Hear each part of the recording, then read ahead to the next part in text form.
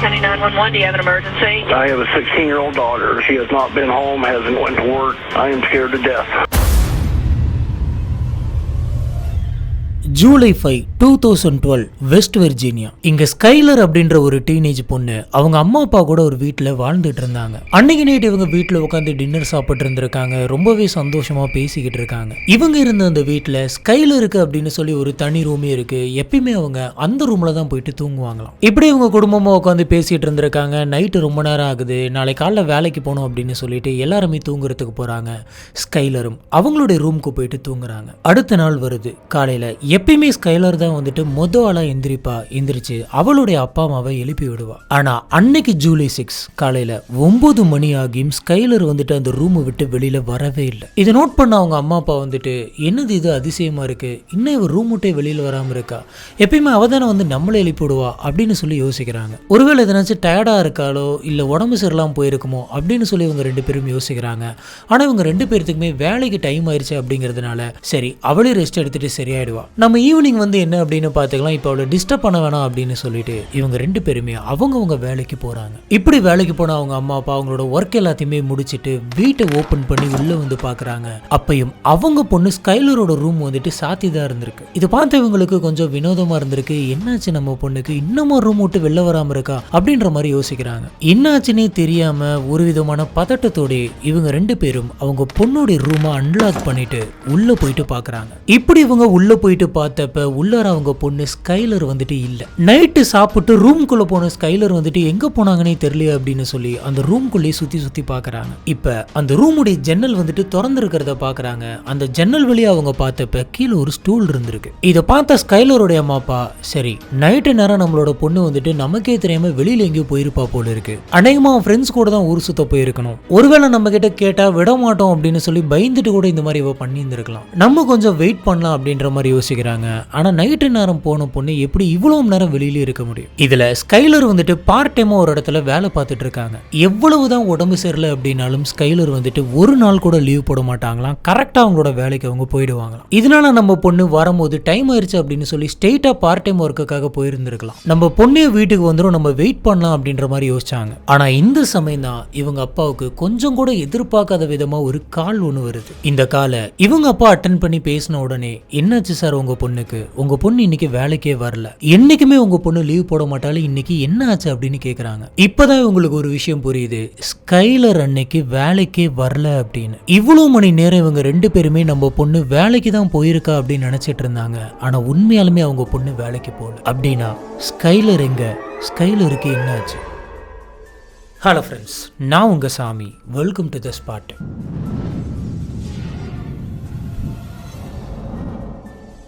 February 10, 1996 west வெர்ஜீனியால start சிட்டியில தான் இவங்க பிறக்கிறாங்க. ஸ்கைலருடைய அம்மா பேரு மேரி, அப்பா பேரு டேவ். ஸ்கைலர் அவங்க வீட்டுக்கு பக்கத்தில் இருக்கக்கூடிய ஒரு ஸ்கூல்ல தான் படிச்சிட்டு இருக்காங்க. ஸ்கைலர் வந்துட்டு ரொம்பவே நல்லா படிக்கக்கூடிய பொண்ணு, எல்லாத்து கூடயுமே ரொம்ப சகஜமா பேசுவாங்களாம். இவங்க யாரையுமே பகைச்சிக்க மாட்டாங்களாம். அதனால இவங்களுக்கு எதிரி அப்படின்னு சொல்லி யாருமே கிடையாது. இதுல இவங்க அம்மாவுக்கு ஸ்கைலரை ரொம்ப பிடிக்கும். இவங்க அம்மாவுடைய பேச்சை இவங்க எப்பயுமே மீற மாட்டாங்க. ஸ்கைலர் 8வது படிக்கும் போது ஷீலியா அப்படிங்கிற ஒரு பொண்ணு அவங்க ஸ்கூல்ல இவங்க மீட் பண்றாங்க. அப்பையில இருந்து இவங்க பயங்கர க்ளோஸ் ஆக ஆரம்பிக்கிறாங்க. ஷீலியா எப்பயுமே ஸ்கைலரோட வீட்டுக்கு வந்துட்டு போவாங்களாம். இதுல ஸ்கைலருடைய அவங்க அம்மா ஷீலியாவையும் தன்னோட பொண்ணா தான் நினைச்சாங்க. ஸ்கைலர், ஷீலியா இவங்க 2 பேருமே எப்பயுமே ஒன்னா தான் இருப்பாங்க. 2 பேருமே சேர்ந்து நிறைய டைம் ஸ்பெண்ட் பண்ணுவாங்க. இப்படி போய்கிட்டு இருந்தப்ப 2010ல இவங்க 8th ஸ்டாண்டர்ட் படிச்சுட்டு இருந்த அந்த சமயம் ஷீலியா வேற ஸ்கூலுக்கு மாறி போயிடுறாங்க. அங்க ஷீலியா ரேச்சல் அப்படின்ற ஒரு பொண்ணை பாக்குறாங்க. அந்த பொண்ணு கூட ஃப்ரெண்ட் ஆகுறாங்க.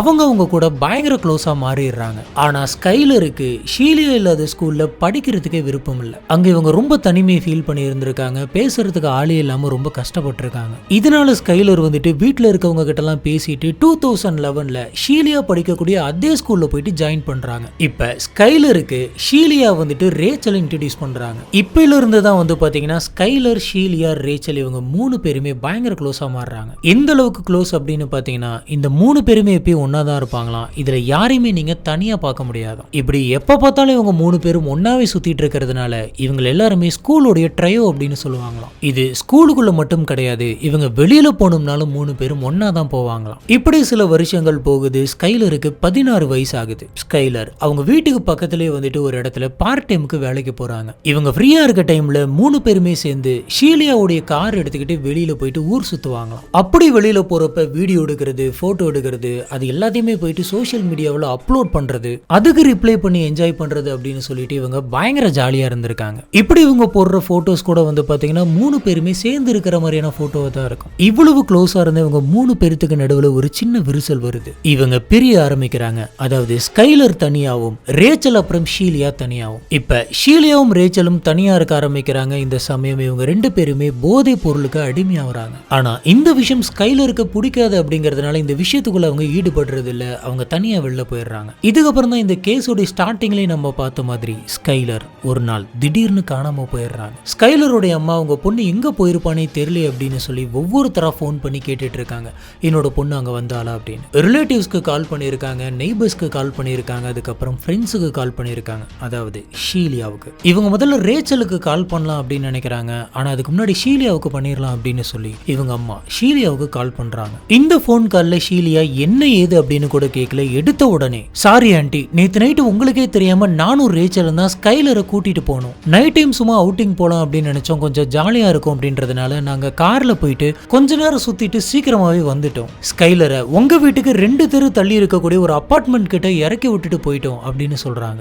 ஏன் அப்படின்னு பாத்தீங்கன்னா வீட்டுக்கிட்டே வந்து காரை நிறுத்தினா அந்த காரோட சவுண்ட் வந்துட்டு வீட்டுக்குள்ள இருக்கக்கூடிய உங்களுக்கு கேட்டுரும் அப்படின்னு தான் நாங்க ஸ்கைலரை அங்கேயே விட்டுட்டு போனோம் அப்படின்னு சொல்றாங்க. இது கூடவே இதுக்கு மேல இந்த மாதிரி நடக்காது, உங்களுக்கு தெரியாம இனிமேட் நாங்க எங்கேயுமே போக மாட்டோம் அப்படின்னு சொல்றாங்க. அதாவது ஷீலியா என்ன நினைக்கிறாங்க அப்படின்னு பாத்தீங்கன்னா பொதுவாகவே ஸ்கைலருடைய அம்மா வந்துட்டு ஷீலியாவுக்கு கால் பண்ண மாட்டாங்க. இப்படி திடீர்னு கால் பண்ணுவோம், சரி ஸ்கைலர் தான் வீட்டுல மாட்டிக்கிட்டா போல இருக்கு, நம்மள திட்டுறதுக்காக தான் இவங்க கால் பண்ணிருக்காங்க அப்படின்னு நினைச்சுக்கிட்டு போனை அட்டன் பண்ண உடனே நடந்த எல்லா விஷயத்தையுமே இவங்க சொல்றாங்க. இந்த விஷயத்தை கேட்டு ஸ்கைலருடைய அம்மாவுக்கு இது ஒரு பயங்கரமான ஷாக். நம்ம பொண்ணு கண்டிப்பா ஃப்ரெண்ட்ஸ் கூட தான் இருப்பா அப்படின்ற மாதிரி நம்ம நினைச்சிட்டு இருந்தோம். ஆனா அது அப்படி இல்ல போல இருக்கு. நம்ம பொண்ணு இவங்க நைட்டே விட்டுட்டு போனதா சொல்றாங்க. ஆனா நம்ம பொண்ணு இன்னுமே வரல. இப்பதான் ஸ்கைலருடைய அவங்க அம்மா அப்பாவுக்கு இன்னுமே பதட்டம் அதிகமாகுது. உடனே இவங்க போலீஸ் ஸ்டேஷனுக்கு இந்த விஷயத்தை பத்தி இன்ஃபார்ம் பண்றாங்க. அடுத்த கொஞ்ச நேரத்துல போலீஸ் ஆபீசர்ஸ் அந்த இடத்துக்கு வராங்க. வந்த போலீஸ் ஆபீசர்ஸ் ஸ்கைலருடைய அம்மா அப்பா கிட்ட இங்க என்ன நடந்துச்சு அப்படின்னு கேட்டு தெரிஞ்சுக்கிறாங்க. அவங்களும் நடந்த எல்லா விஷயத்தையுமே சொல்றாங்க. இதுக்கப்புறம் போலீஸ் ஆபீசர்ஸ் அவங்களுடைய விசாரணையை ஸ்டார்ட் பண்றாங்க. போலீஸ் ஆபீசர்ஸ் சுத்தி இருக்கக்கூடிய சிசிடிவி கேமராவெல்லாம் செக் பண்றாங்க. இப்படி இவங்க அந்த ஃபுட்டேஜஸ் எல்லாம் செக் பண்ணி பார்த்தப்ப ஸ்கைலர் ஒரு கார் வந்து நின்றுருக்கு, அந்த கார்ல ஏறி அவங்க போயிருக்காங்க. அதே மாதிரி அந்த ஃபுட்டேஜை பார்க்கறப்ப வலுக்கட்டாயமா இவங்களை கடத்திட்டு போன மாதிரி அது இல்லை. ஸ்கைலரே தான் வந்து பாத்தீங்கன்னா அந்த காருக்குள்ள உட்காந்து போயிருக்காங்க.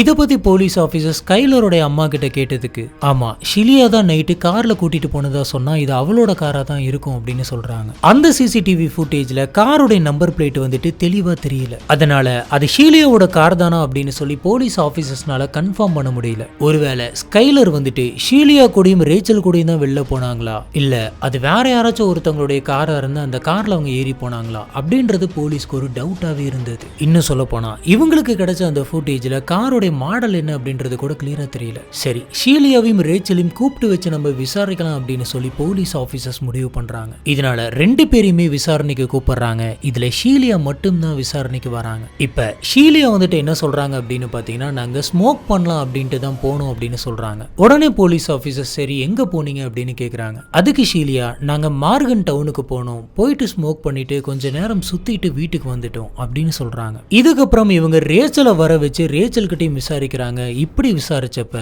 ஷீலியா என்ன சொன்னாங்களோ அதே மாதிரியான பதில தான் ரேச்சலும் சொல்லியிருக்காங்க. ஆனா இவங்க 2 பேரும் ஒரே மாதிரி சொன்னதுல போலீஸ் ஆபீசர்ஸ்க்கு ஒரு சந்தேகம் இருந்திருக்கு. உண்மையாலுமே நடந்ததை இவங்க 2 பேரும் சொல்லியிருக்காங்க, அதுல எந்தவித பிரச்சனையும் இல்லை. ஆனா ரேச்சலும் ஷீலியாவும் ஒரே மாதிரியான வார்த்தைகளை பயன்படுத்தி இருக்காங்க. இதை பார்க்குற போலீஸ் ஆபீசர்ஸ்க்கு என்ன சந்தேகம் வருது அப்படின்னு பாத்தீங்கன்னா இவங்க 2 பேரும் இதை தான் நம்ம சொல்லணும் அப்படின்னு சொல்லி முன்கூட்டியே பேசி வச்சுக்கிட்ட மாதிரி இருந்திருக்கு. இவங்க அபார்ட்மெண்ட் கிட்ட ஸ்கைலரை இறக்கி விட்டதா சொன்னாங்க. இருக்காங்க. அதனால அந்த அபார்ட்மெண்ட்ல எதனாச்சும் சிசிடிவி கேமரா இருக்குமான்னு செக் பண்ணி பார்த்துருக்காங்க. ஆனா அங்க எதுவுமே இல்லை. இப்ப ஸ்கைலருடைய அம்மா வந்து போலீஸ் ஆஃபீஸர்ஸ் கிட்ட என்ன சொல்றாங்க அப்படின்னு பாத்தீங்கன்னா, என்னோட பொண்ணுக்கு ஸ்கூல்லயும் சரி அவங்க வேலை பார்க்கக்கூடிய இடத்துலயும் சரி எந்த ஒரு பகையுமே இருந்தது கிடையாது. அவங்க எப்பயுமே எல்லாத்துக்கிட்டையுமே ரொம்ப சகஜமாவும் அன்பாவும் பழகுவாங்க. அவங்க யாரு கூடயுமே சண்டை போட மாட்டாங்க. அதுவும் போக அவளுக்கு பாய் ஃப்ரெண்ட் அப்படின்னு சொல்லி கூட யாரும் கிடையாது அப்படின்னு சொல்றாங்க. இப்படி இருக்கிறப்ப என்னோட பொண்ணு வந்துட்டு எங்க போயிருப்பா அப்படின்னு எனக்கு தெரியல.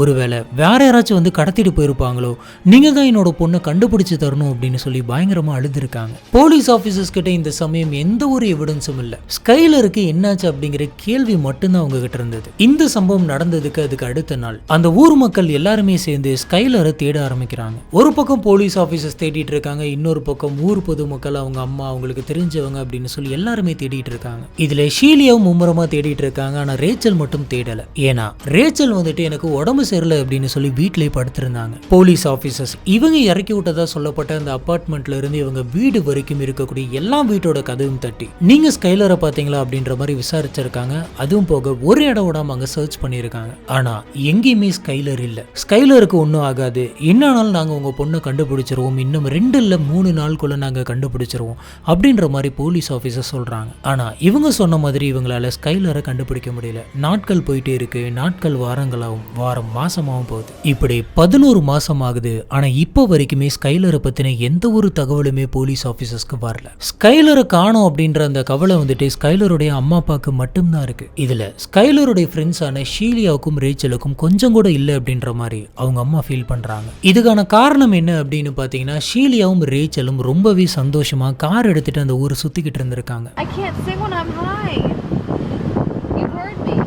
இப்படி இவங்க ஊர் சுற்றுறப்ப எடுத்துக்கிற ஃபோட்டோஸ் அண்ட் வீடியோஸ் இது எல்லாத்தையுமே சோஷியல் மீடியாவில் அப்லோட் பண்ணிட்டு ரொம்பவே சந்தோஷமா இருந்திருக்காங்க. இந்த மாதிரி சின்ன வயசுல இருந்து நம்ம கூட ஒரு ஃப்ரெண்டு இருந்தாலே அவ திடீர்னு காணாம போயிட்டாலே அப்படின்ற மாதிரியான எந்த ஒரு வருத்தமே அவங்களோட முகத்துல தெரியல. சொல்ல போனா ஸ்கைலருடைய அம்மா என்ன யோசிச்சிருக்காங்க அப்படின்னு பாத்தீங்கன்னா, நம்மளோட இவங்க 2 பேரும் தான் ரொம்ப வருத்தப்படுவாங்க, இவங்க 2 பேருத்துங்க எப்படி நம்ம சமாதானம் சொல்றது அப்படின்ற மாதிரி நினைச்சுக்கிட்டு இருந்தாங்க. ஆனா இவங்க 2 பேரும் கொஞ்சம் கூட ஃபீல் பண்ண மாதிரி தெரியல. போலீஸ் ஆபீசர்ஸ்க்கும் ஸ்கைலருடைய ஃப்ரெண்ட்ஸான ரேச்சல் அப்புறம் ஷீலியா மேல ஒரு கண் இருந்துகிட்டே இருந்தது. அவங்களுடைய டெய்லி ஆக்டிவிட்டிஸ் என்ன, அவங்க என்னென்ன பண்றாங்க, என்ன போஸ்ட் பண்றாங்க அப்படிங்கறத போலீஸ் ஆபீசர்ஸ் வந்துட்டு நோட் பண்ணிக்கிட்டே இருந்தாங்க. போலீஸ் ஆபீசர்ஸ்க்கு ஒரே ஒரு விஷயம் மட்டும் ரொம்ப தெளிவா தெரியுது. அன்னைக்கு நைட்டு யாருமே கார்ல வந்து இவங்களை கூட்டிட்டு போல. அந்த கார் வந்துட்டு ஷீலியாவுடைய கார் தான். அப்படின்னா கண்டிப்பா இவங்க 2 பேருக்கும் இது சம்பந்தப்பட்ட ஏதோ ஒரு உண்மை தெரிஞ்சிருக்கணும் அப்படின்னு யோசிக்கிறாங்க. உடனே போலீஸ் ஆபீசர் ஷீலியாவையும் ரேச்சலையும் மறுபடியும் விசாரிக்கணும் அப்படின்னு சொல்லி கூப்பிடுறாங்க. இப்படி 2 பேர்த்தையும் விசாரிச்சதுல அவங்க 2 பேருமே மறுபடியும் அதே கதையை கொஞ்சம் கூட மாறாம டைலாக் மாறாம சொல்லியிருக்காங்க.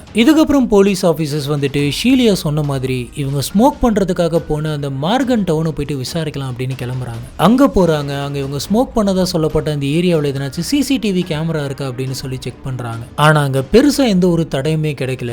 இப்ப இவங்க 3 பேருமே மார்கன் சிட்டிக்கு தான் போனாங்களா அப்படின்ற டவுட்டே போலீஸ்க்கு வந்தது. இதை நம்ம கன்ஃபார்ம் பண்ணிக்கணும் அப்படின்னு சொல்லிட்டு ரேச்சல் அப்புறம் ஷீலியாவுடைய மொபைல் போன்ஸை வந்துட்டு ட்ராக் பண்ணலாம் அப்படின்னு முடிவு பண்றாங்க. இதுபடி சம்பவம் நடந்த அந்த சமயத்துல அந்த நைட்டு இவங்க எங்கெங்க டிராவல் பண்ணிருக்காங்க அப்படின்னு சொல்லி இவங்களுடைய போன் டவர்ஸை செக் பண்ணிருக்காங்க. இப்படி செக் பண்ணதுல இவங்க அன்னைக்கு நைட்டு வந்துட்டு மார்கன் டவுன்ல இருந்து 35 கிலோமீட்டர் தள்ளி இருக்கக்கூடிய பிளாக்வெல்ஸ் அப்படின்ற ஒரு இடத்துக்கு போயிருக்காங்க. அங்க இருக்கக்கூடிய டவர் சிக்னல்ல இவங்களோட செல்போன் வந்துட்டு கனெக்ட் ஆயிருக்கு. உடனே போலீஸ் ஆபீசர்ஸ் அந்த ஏரியாவுக்கு போயிட்டு அங்க இருக்கக்கூடிய சிசிடிவி ஃபுட்டேஜஸ் எல்லாம் வந்துட்டு இவங்க செக் பண்ணிருக்காங்க. இப்படி செக் பண்ணப்ப இந்த 3 பேருமே இந்த ஏரியாவில் ஒன்னா இருந்தது தெரிய வருது. இது பக்கத்தில் இருக்க ஒரு கடையோட சிசிடிவி கேமராவில் பதிவாயிருக்கு. இந்த விஷயத்தை பார்த்த போலீஸ் ஆபீசர்ஸ்க்கு பயங்கரமான ஷாக். இதனால ஷீலியா ரேச்சல் 2 பேருமே ஒரே மாதிரி போய் சொல்லணும். இதனால போலீஸ் ஆபீசர்ஸோட சந்தேகம் வந்துட்டு இன்னும் அதிகமாகுது. இதனால போலீஸ் ஆபீசர்ஸ் வந்துட்டு ரேச்சல் அப்புறம் ஷீலியா இவங்க 2 பேருத்தையுமே பாலிகிராம் டெஸ்ட் எடுக்கிறதுக்காக கூப்பிடுறாங்க. அதாவது இவங்க உண்மையை சொல்றாங்களா இல்ல பொய் சொல்றாங்களா அப்படின்னு கண்டுபிடிக்கக்கூடிய லை டிடெக்டிவ் டெஸ்ட்.